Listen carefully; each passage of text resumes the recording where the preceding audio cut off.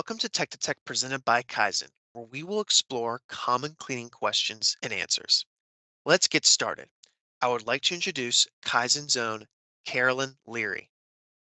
Thanks, William. And yes, I'm Carolyn Leary, and I am the Safety Data Sheet Coordinator here at KaiZen. And today we're going to move on with our Understanding Safety Data Sheets series with part 3. And we're going to look at what can be found in sections 1 through 3.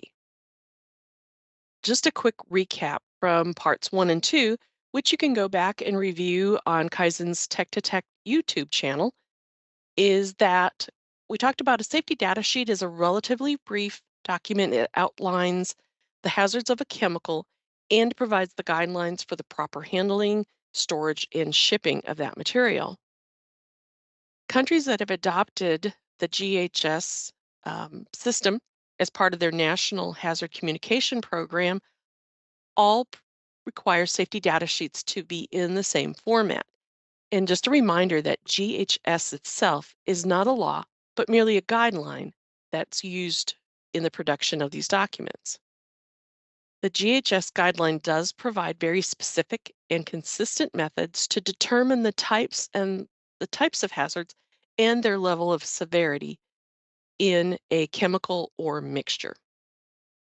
Now, we talked about that GHS safety data sheets have 16 sections, but today we're just going to look at sections 1, 2, and 3. The identification of the substance or mixture and the supplier. Section 2 is the hazard identifications, and Section 3 is the information on the composition of the ingredients.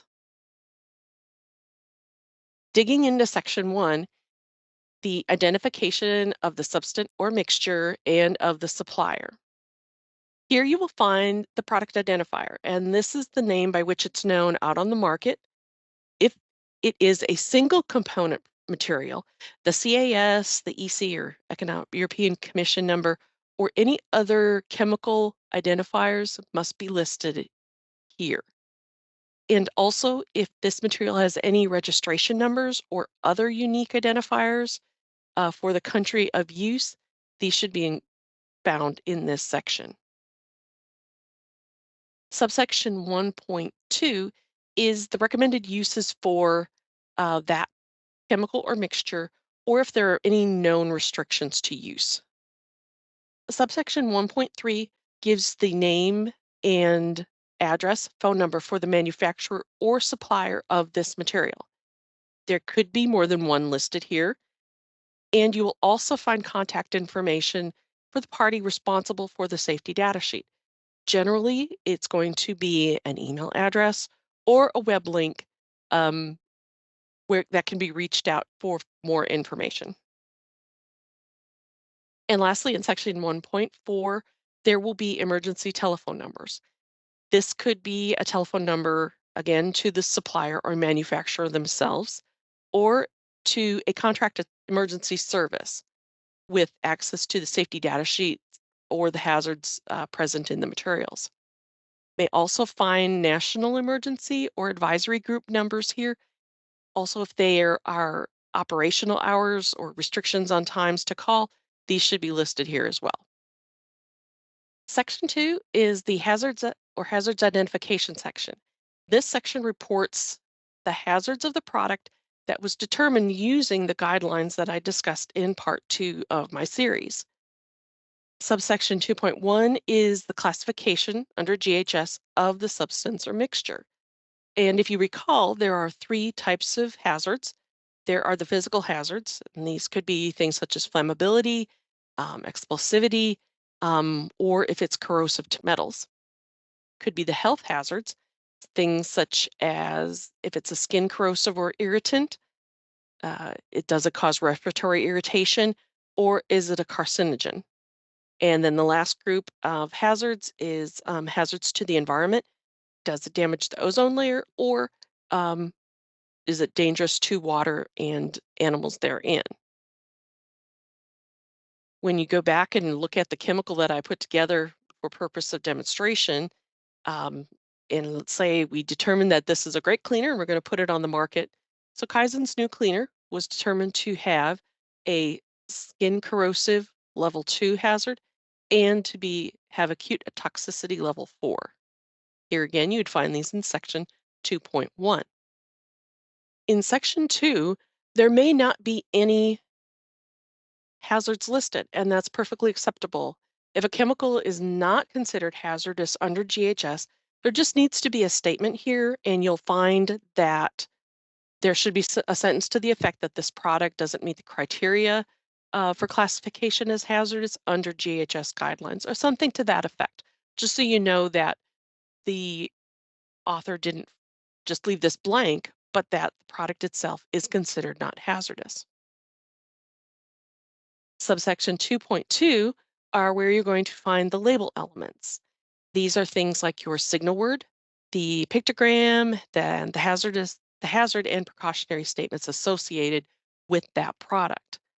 If you look at the safety data sheet for KYZEN's new cleaner, it has a single pictogram, signal word of warning, and a couple of hazard and precautionary statements.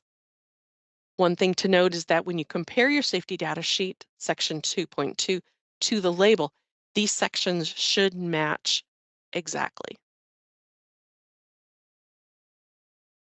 In subsection 2.3, you're going to find things that are other hazards.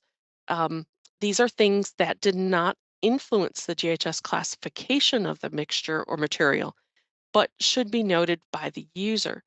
Some things you may find here are if there were assessments done, like the PBT assessment, persistent, bioaccumulative, and toxic, or the very persistent and very bioaccumulative assessments, that information should be listed here. Also, such as will this produce a hazardous dust as it's processing or curing, or could it possibly build a static charge that could be dangerous when pouring from one container to the other? These other additional hazards would be listed here. It should be noted that if there are components of this mixture where the GHS hazards were unknown, you would find the weight percent given in this section and a statement that this material has unknown hazards. Section 3 is the composition or information on the ingredients. Here, you will find the ingredients of the chemical or mixture that apply to this safety data sheet. Section 3.1 is applicable to a single component substance. Here again, you're going to see a lot of the same information that you saw in subsection 1.2, where it's going to give you the chemical name. It will give any synonyms or other common names that it is known by, CIS numbers, the EC numbers, and also if there are any impurities or stabilizers that were part of this classification, they would be listed here as well. Subsection 3.2 is the chemical characterization for mixtures. Now, the chemical components of a mixture that have GHS hazards must be listed here if they are in concentrations above cutoff limits. Now, GHS established these cutoff limits based on the different types of hazards. For example, if there's a substance that has a classification as a skin corrosive or irritant, then it must be listed in section 3.2 if it's present in the material at or above 1.0%. Similarly, there may be lower cutoff limits. For example, if something is a carcinogen, you're going to find it listed here if it's present at greater than or equal to 0.1%. You will find it listed giving the chemical name, again, its identifier CAS number, and a concentration or concentration range for each of these materials present at or above the cutoff limits. Thought needs to be given to which country the safety data sheet was authored for. Some countries have very specific limits regarding the use of ranges and limits to how big those may be. Non-hazardous components could also be listed here, and they must follow the same format if the author chose to do that. Now, some countries do allow for withholding specific chemical names and identification numbers. This varies from country to country, and so you must be aware of the laws in the country that the safety data sheet was authored for and being used in. And you should consult the laws of your country to know what's required to be disclosed in Section 3. So now in conclusion, I'm going to use kind of an example of what Kaizen's new cleaner looks like and go through just the different sections that we just talked about. Section 1 is the identification of the substance mixture and of the company putting it on the market. In this case, we've got the product identifier is Kaizen's new cleaner. Its intended use is to be as a cleaner. Subsection 1.3 has the name, address, and phone number for us here, and also a way to get more information necessary on a safety data sheet by that web link. There's an emergency number provided here in section 1.1, in this case, a contracted service, but this could also be a direct phone number in some cases, or in countries where there are national advisory boards, you may find that phone number and the hours of operation. Subsection 2, the hazards identification. The first section is 2.1, and we've given the classification for the mixture. Section 2.2 are the label elements. Here you see the pictogram, the signal word, and hazard and precautionary statements. Again, these need to match exactly those that would be found on a GHS compliant label. And then finally, section 2.3, other hazards. Here we've listed that there's no assessment information for the PBT or the VB assessment. And lastly, section 3 is composition information on the ingredients. Here are the dangerous components of the mixture that were present at or above the cutoff limits as we discussed. And if we were giving the full name, then in this case, I've just used component A, component B, not to be chemically specific, but if this was an actual document, those would be written out. CAS numbers and other identifying numbers would be given as well as the ranges you'll see at the end. Moving on with our series in part 4, Understanding Safety Data Sheets, we're going to look at sections 4 through 9. Now I'd like to move on to a couple of frequently asked questions on this part of the safety data sheet. Question 1 is, does the company listed in section 1 manufacture the chemical? And it could. This could be information for the manufacturer. It could also be just contact information for the supplier, the company that's putting this product out onto the market.